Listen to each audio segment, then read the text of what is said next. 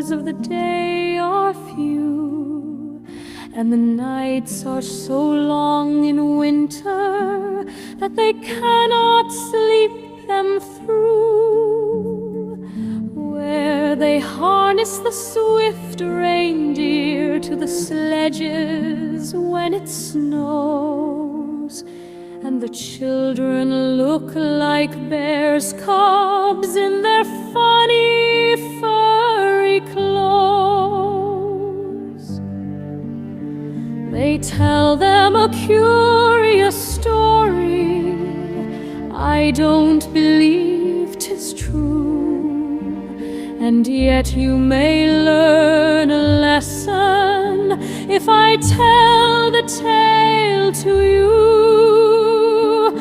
Once, when the good Saint Peter lived in the world below, and walked about it preaching, just as he did, you know.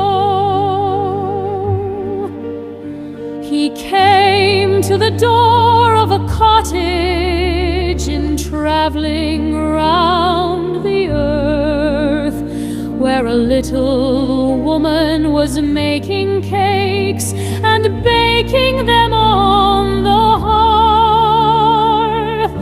And being faint with fasting, for the day was almost done, he asked her from her store of cakes to give him a single one.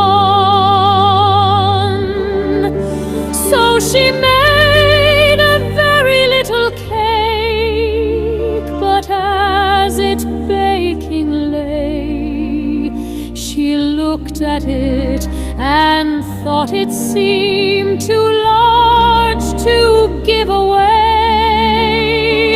Therefore she needed another and still a smaller one. But it looked, when she turned it over, as large as the first had done. Then she took a tiny scrap of dough and rolled it flat, and baked it thin as a wafer. But she couldn't part with that, for she said, my cakes that seem too small when I eat of them myself are yet too large to give away. So she put them on the shelf. Then good Saint Peter grew angry, for he was hungry and faint, and surely such a woman was enough to provoke a saint. And he said, you are far too selfish to dwell in a human form, to have both food and shelter and fire to keep you warm. Now you shall build as the birds do, and shall get your scanty food by boring and boring and boring all day in the hard dry wood.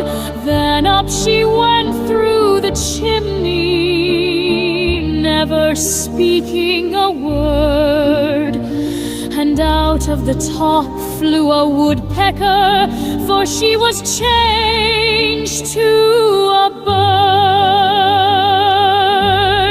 She had a scarlet cap on her head, and that was left the same. But all the rest of her clothes were burned black as a coal in the flame.